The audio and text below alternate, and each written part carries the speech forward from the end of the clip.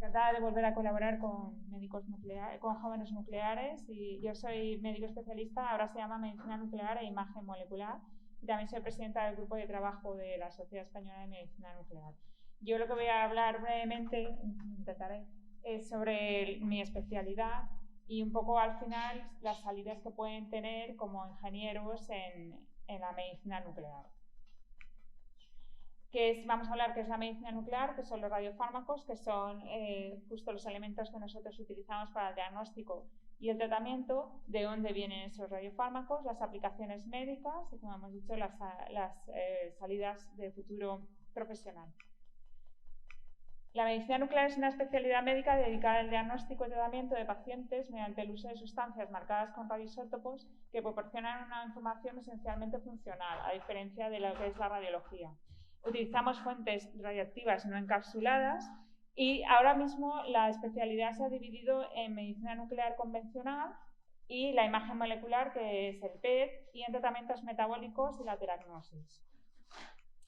Los radiofármacos, un poco para que os hagáis una idea, es una molécula sin efecto terapéutico ni interferencia con la vía metabólica específica a la que se dirige, bien para cuantificar procesos in vivos o a nivel celular y molecular, o bien para tratar, y suele ser muy selectiva del órgano que nosotros queremos estudiar.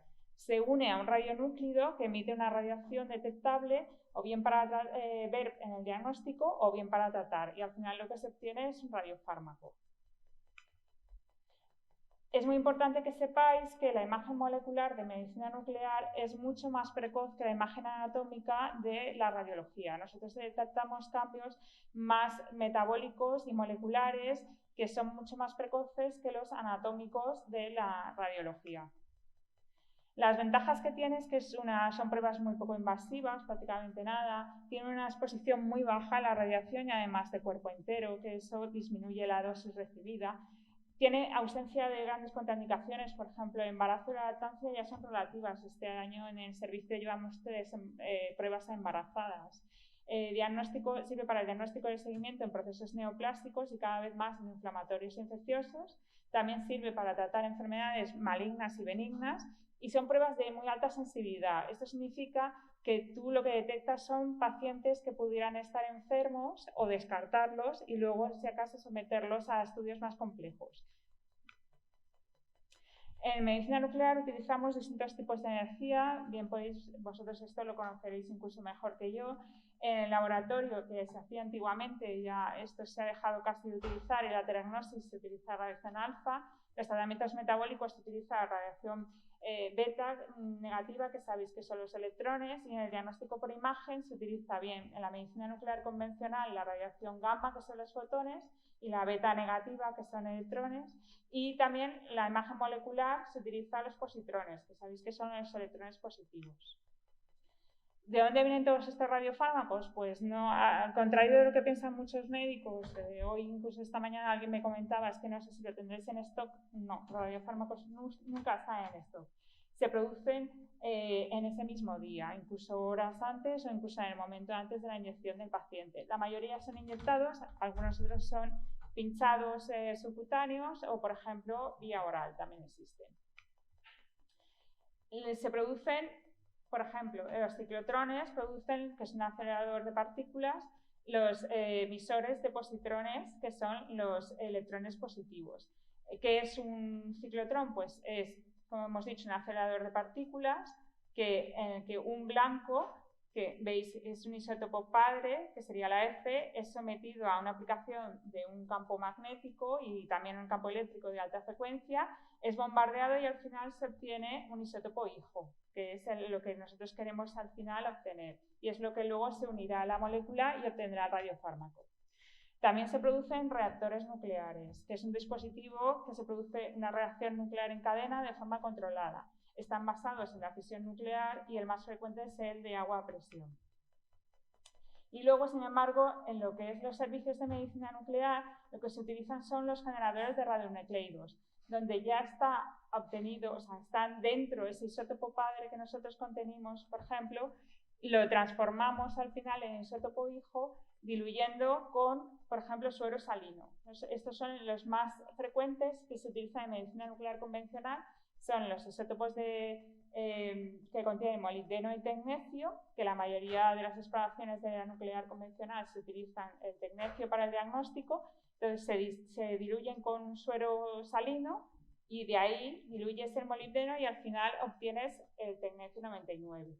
Y luego eso se unirá a la molécula que al final será el radiofármaco. Veis que el molibdeno tiene un periodo de semidesintegración de 66 horas, o sea que por lo que te puede durar, pues, por ejemplo, varios días, alguna semana, según las veces que diluyas tú el generador, y sin embargo el tecnecio 99 tan solo te dura 6 horas, o sea que no hay stock, ¿no? Y también tenemos generadores para radionucleidos. Estos se están introduciendo cada vez más en los servicios para radionucleidos PET. Serían, por ejemplo, el galio 68 y en breve empezarán a utilizarse mucho más para cardiología el rubidio 32. ¿Cómo se prepara un radiofármaco? Hay dos formas, o bien con una radiofarmacia interna dentro del propio servicio, que tiene que estar previamente autorizada por el Ministerio de Sanidad, o laboratorios radiofarmacéuticos, que son los que te traen a ti ya los radiofármacos ya marcados. Normalmente se utiliza, la mayoría de los servicios tienen radiofarmacias externas, porque son mucho más cómodas. Entonces, tú lo que haces es pedir la dosis el día de antes y ellos ya en un laboratorio previamente te han marcado ese isótopo radioactivo con esa molécula, han generado el radiofármaco y lo que te hacen es preparar una dosis a una determinada hora para ese determinado paciente. Las ventajas es que son dosis individualizadas y veis que tenéis un registro de trazabilidad, que lo veis aquí, no sé si se ve con un número. Y todos están sometidos a controles de calidad. ¿Por qué? Porque si en algún momento hubiera algún problema en el marcaje, luego eso se puede de forma a posteriori hacer una trazabilidad y saber si ese paciente pues, ha habido una cepa, por ejemplo, ha contaminado el laboratorio, pues poner un remedio en caso de que necesite tratamiento, por ejemplo, con antibióticos. ¿Cuáles son las aplicaciones médicas de los radiofármacos? Bueno, pues aquí ahora veis el por qué antes he comentado por qué nos llaman los médicos de las manchas. Nosotros lo que vemos son depósitos de esos radiofármacos, tanto depósitos como ausencia del mismo. Esta es una imagen de PET, de PET-TC, que sería el TC, la imagen molecular del PET y la unión de ambas, que sería la fusión. En medicina nuclear convencional, claro, a diferencia de radiología en la que el paciente es expuesto a una radiación, nosotros lo que hacemos es inyectar a ese paciente el radiofármaco y es el paciente el que emite la radiación y que son captadas por unas máquinas. ¿Qué máquinas en medicina nuclear convencional? Son las gamacámaras, que lo que hacen también es adquisición que se llama SPECT-TC, que son SPECT. El SPECT es una tomografía por emisión de fotón único, y lo que hace es esa imagen que toma del paciente la termina haciendo una 3D, como en los 3 ejes del espacio, ¿vale? Y a eso le añaden aparte, desde hace unos años, la imagen de TC, que sería la imagen anatómica. Ahora lo veréis mejor. Por ejemplo, en la patología osteoarticular tenemos un amplio diagnóstico desde hace muchísimos años en patología benigna y también en tumores. Aquí lo que podéis ver es un paciente con una gamografía ósea, luego hacemos imágenes volumétricas y este sería el 3D, que lo podemos ver en los 3 ejes del espacio, que este sería, por ejemplo, el eje axial. Podemos ver aquí el tumor que es el osteocondroma, ¿vale? Que tiene captación, remodelación ósea. Tenemos un amplio espectro está la cardiología nuclear, la patología nuclear, la neumología, la neurología. Simplemente os iba a poner unos casos para que vierais un poco a qué nos dedicamos. En la cardiología nuclear lo más importante es la detección, por ejemplo, de isquemia miocárdica o la viabilidad tras un infarto. En este caso, por ejemplo, el problema estaría en, aquí vemos una ausencia de captación, que luego en la fase de estrés, que luego en la fase de reposo es reversible, y eso es sugestivo de isquemia. La neumología nuclear, por ejemplo, estos pacientes que hemos comentado embarazadas, lo que se ha hecho por sospecha de TEP tras episodios de COVID, pues podemos descartarlas con una alta sensibilidad. La neurología nuclear, por ejemplo, también tenemos desde hace muchos años el diagnóstico, un papel importante en el diagnóstico de la enfermedad de Parkinson. Aquí podéis ver cómo Esto sería la adquisición de un paciente normal en los ganglios basales del cerebro, donde hay depósito de neurotransmisores, de receptores de dopamina. Sin embargo, en la enfermedad de Parkinson vemos que esa forma se pierde totalmente porque están afectadas. La oncología nuclear también podemos ver que tenemos un papel importante cada vez más en el quirófano, en determinados tumores. Empezó con el melanoma, carcinoma de mama, cada vez se va extendiendo más a distintos tipos de tumores, en el que detectamos el ganglio centinela, que sería de un tumor el primer ganglio al que podía haberse afectado. Entonces, luego eso en quirófano con una sonda, que aquí la podéis ver, una sonda gamma, se detecta y se extrae y se analiza para saber si el tumor ha afectado ya los ganglios o no. En la imagen molecular tenemos, por ejemplo, el PTC, en el que el paciente es, este sería un PET, a ver si puedo. Un PTC en el que el paciente se le inyecta una sustancia, tiene un reposo de variables según el radiofármaco y luego se produce una adquisición de imágenes que serían primero las anatómicas y luego las moleculares de la medicina nuclear y al final se obtiene una fusión. ¿Para qué sirve? Pues depende del radiofármaco que utilicemos, podremos ver, por ejemplo, con la glucosa marcada con flúor 18, lo que vemos es un aumento del metabolismo glucídico en determinados tipos de tumores y podemos ver hasta qué el paciente, hasta dónde está extendido el tumor, por ejemplo. Y luego, dependiendo, hay otros como la colina, el PSMA, que son más específicos de otros tipos de tumores como el cáncer de próstata. Cada vez van saliendo más radiofármacos. Vale. También tenemos, como hemos comentado, las nuevas innovaciones, que sean las imágenes volumétricas, el papel en las demencias, en valorar el tipo de demencia, en especial en los últimos años en enfermedad de Alzheimer, y también en el PET también poco a poco se va introduciendo porque tiene una mayor sensibilidad en la patología cardiológica. También estamos teniendo mayor volumen de pacientes cada vez más de enfermedades inflamatorias e infecciosas, como por ejemplo podéis ver aquí una arteritis de Takayasu, que sería afectación de grandes vasos, y en los últimos años han aparecido nuevas innovaciones tecnológicas, como por ejemplo que sería el PEM, que se llama PEM mamografía, que permite detectar lesiones más pequeñas, tiene una mayor sensibilidad que la mamografía, y el PET resonancia, que lo que aporta, aparte de ver estudios de patología esquelética, musculoesquelética, también tiene mucho valor en niños, porque reduce la radiación.